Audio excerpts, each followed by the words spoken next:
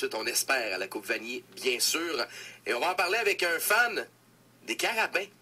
Dominique Bernier, à l'instant. Oui, bonjour, Dominique. Bonjour. Ça va bien? Très bien.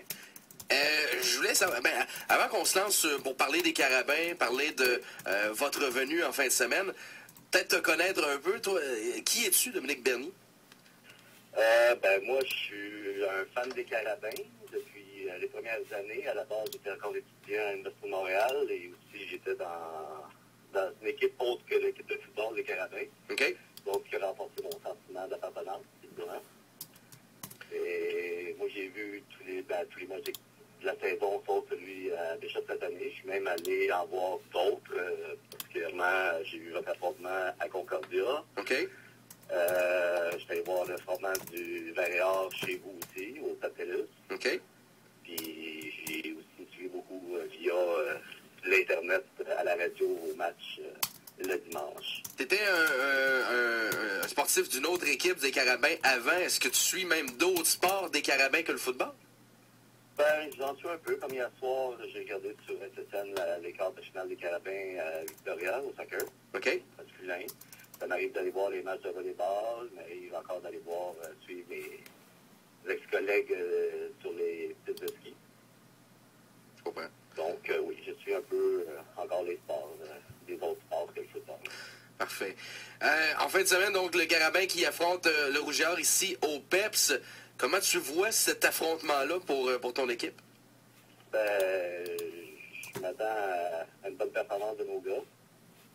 Oui, une attitude que j'ai jamais vue cette année, qui a été renforcée avec tous les événements qu'on a eus soit avec le CCRS ou avec le match enlevé et remis et la suspension de Jonathan Pierre-Étienne. Il y a comme une attitude de nous contre le monde, finalement, qui a vraiment accentué l'équipe des gars. OK.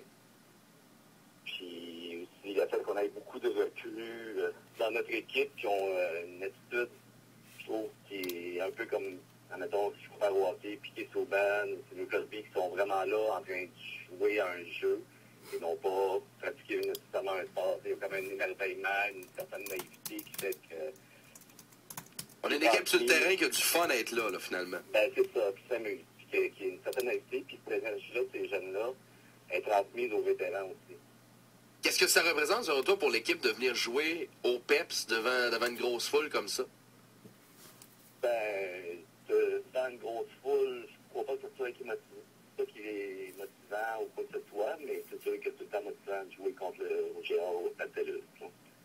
Parce que c'est toujours évidemment. Parce que vous autres aussi, écoute, du côté du CEPSOM, c'est une belle place, puis c'est une place un peu même honnêtement, je suis jamais allé voir encore un match au CEPSOM, mais de ce qu'on m'en raconte, Pierre Blais, entre autres, qui est souvent là, qui est là, lorsqu'il y a des matchs du Rouge-et-Or chez vous, il me dit c'est une place un peu intimidante, le son restant dedans, la foule est présente, les gens aiment les Carabins. Est-ce que tu peux comparer ça jusqu'à un certain point? L'autre chose qu'il me disait, c'est vrai, c'est aussi que la foule est beaucoup plus près du jeu, peut-être même qu'ici au PEPS, là. C'est sûr qu'elle est plus près, car contrairement à votre stade, le stade de McGill ou le stade de Sherbrooke, on a pas plus d'athlétisme. Donc, automatiquement, les stades sont plus près. Mm-hmm. Puis, il y a aussi le fait que, par la configuration du stade, il y a un gradin d'un côté, puis l'autre côté, c'est la montagne. Puis, l'autre côté, c'est la base de personne. Donc, ça fait un effet de bol qui réverbère les sons un peu plus, même si on n'a malheureusement pas la même capacité que vous. Puis, même si on le voudrait, on ne le pourrait pas, étant donné que c'est une montagne et on ne peut pas faire ce qu'on veut de ce côté-là. Donc oui, il y a beaucoup de bruit, puis la foule est plus près, donc à un certain niveau. Mais quand il y a les 14 000 fans chez vous se mettent de la partie, le ton se rend aussi sur le terrain.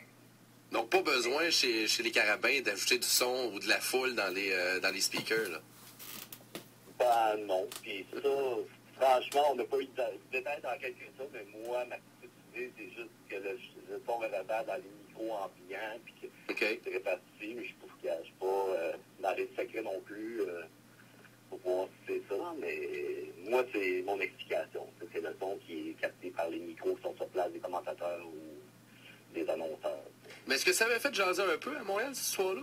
Pas bien, puis ça va. Probablement pas autant qu'à Québec. Ça s'est jasé dans les milieux spécialisés sur les blogs et tout, mais ça n'a pas fait une grosse histoire comme peut faire une histoire chez vous par rapport au Géant, car évidemment, ici, le Carabin propose plus de suivi que chez vous. Et dis-moi donc, Dominique, est-ce que le changement de coach de Santerre à Machocha pour le Partizan comme tu es, est-ce que tu as vu une différence dans, je veux dire, le système de jeu, je veux dire, la philosophie de cette équipe-là? Bien évidemment, déjà, on a vu au niveau discipline que ça a fait une grosse différence.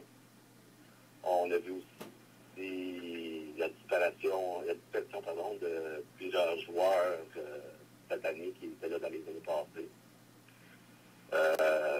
C'est totalement pas la même mentalité. Marc Santerre, pour beaucoup de joueurs, c'est un peu comme un père. C'est un entraîneur. Il y a quand même une certaine amour paternel avec les joueurs, mais c'est pas le même feeling qu'avec Marc. Puis bon, pour le reste, c'est une grosse expérience comme Marc Santerre l'était. Donc au niveau stratégie, c'est sûr qu'ils n'ont pas nécessairement les mêmes stratégies. C'est deux entraîneurs expérimentés. Je regarde juste le match de la fin de semaine. Il faut être honnête pour dire que le Rouge et Or est favori par l'affiche, le fait de jouer à domicile. Les Carabins arrivent comme underdog, mais en même temps, ils ont réussi à battre le Rouge et Or une fois cette saison. Est-ce que, il faut croire en nos chances? Si les Carabins viennent gagner à Québec, est-ce que pour toi, ce serait une grande surprise ou vraiment, tu penses que autant comme toi, comme partisan, que les joueurs y croient réellement à cette possibilité-là? Bon, les joueurs, ils croient très fort. Moi, personnellement, j'y crois plus à une victoire au satellite que je pouvais y croire samedi dernier à une victoire à Sherbrooke. Okay. Je ne sais pas pourquoi, mais c'est vraiment un feeling. Parce qu'évidemment, affronter le Rouge et Or, ça fait donc c'est le meilleur au pays depuis X nombre d'années. Fait que c'est tout le temps plus motivant pour des joueurs. Puis on s'entend que vous avez une excellente équipe, des joueurs de premier plan à toutes les positions, et en plus de ça, de la profondeur à la majorité des positions. Donc, c'est ça, c'est sûr que les gars sont motivés comme jamais, mais ils croient leur chance, pour en croiser certains de temps en temps. Quelques joueurs de toute façon ne croient pas leur chance de gagner, de toute façon. Est-ce que ça ne devrait pas peine de s'engager dans une partie pour pas des chances. Est-ce que selon toi, c'est beaucoup une opposition en fin de semaine, Boris Bédé versus Sébastien Lévesque? Pas Boris Bédé. Pas Boris Bédé, Rentrant-Sonné, oui, excuse. Rentrant-Sonné contre Sébastien Lévesque. Ben, c'est sûr que ça va être un match-up assez surveillé.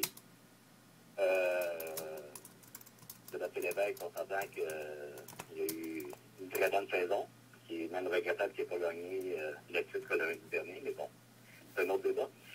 Et Bertrand, il est parti relativement lentement en début de saison, mais ça ne dépendait pas nécessairement juste de lui non plus.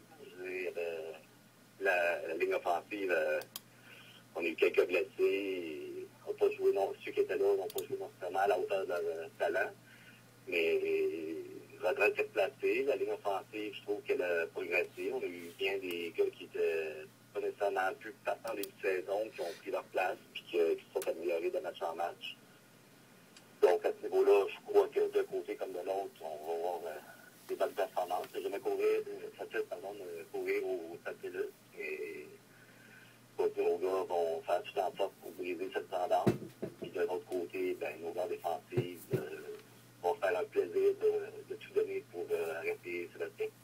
Puis c'est intéressant ce que tu dis, Dominique, concernant l'importance de la victoire la semaine passée à Sherbrooke, parce que le Vert, vous avez battu 2 fois, ils avaient même gagné l'avantage du terrain. Vous arrivez là-bas, vous jouez un de vos meilleurs matchs. Si je ne me trompe pas, vous avez créé 6 revirements dans ce match-là. Veux pas, c'est pas la même équipe que vous affrontez, mais l'élément confiance, ça a monté d'un cran avec cette belle victoire-là la semaine passée. Oui, l'élément confiance a monté d'un cran. Ça n'a jamais été nécessairement basse. Et en fait, c'était 3 d'affilée, parce qu'on avait perdu contre eux en demi-finale l'an dernier. C'est vrai. C'était plus difficile. Mais j'ai perdu 5 minutes par rapport au match de samedi. J'ai dit ça. Mais non, c'est ça, la confiance est là. Les gars sont confiants, ils savent ce qu'ils peuvent faire. Ah, c'est ça, c'est bon.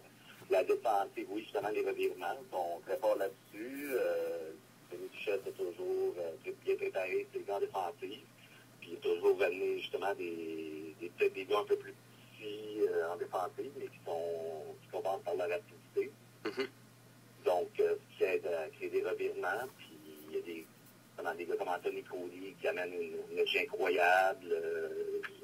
Mike Dupuisson aussi, qui a fait des gros jeux cette saison. Puis, c'est une recrue, Antoine Pruneau, mais juste une deuxième année. Puis, il joue quand même pratiquement comme un gars de cinquième année. Puis, même les 2-3 matchs qu'il a joués d'une main, il aurait pu aller chercher 2 ou 3, au moins 2, sinon 3 interceptions s'il y avait eu 2 mains pour attraper le ballon. Fait que, non, je m'attends à des bonnes performances encore de ces gars-là. Peut-être une dernière chose, Dominique, avant de te laisser. Est-ce que tu as en tête un peu le nom des joueurs de qui c'est censé être le dernier match demain, qui sont à leur dernière année avec les Carabins? Ben, d'abord, ça va être méchant, ça ne sera pas leur dernier match demain. Oui, excuse. Dernier match, disons, au Québec. Là, ça vous, au Québec. Oui, parce que tu sais, de la même manière, le Rouge et Or, demain, il y a des gars dont on dit que c'est le dernier match ici. Là, donc, c'est pour ça. Mais, non, ben, pour sûr, dans les dernières années, il y a Alexandre Dumas. Je ne sais pas s'il va être habillé demain. Il n'était pas la semaine dernière, suite à une petite blessure, mais il comptait bien être rétabli pour cette semaine. Mm-hmm. Il y a Cameron Clerville, qui est notre pilier de la D-line. Oui. À part ça, il y a Mathieu Labelle aussi. OK. Qui a joué du gros football dans les 2 derniers matchs, qui a marqué un touché aussi à ses 2 derniers matchs. Et au dernier match, particulièrement, il a joué à peu près toutes les positions, donc il a juste pas pété le ballon.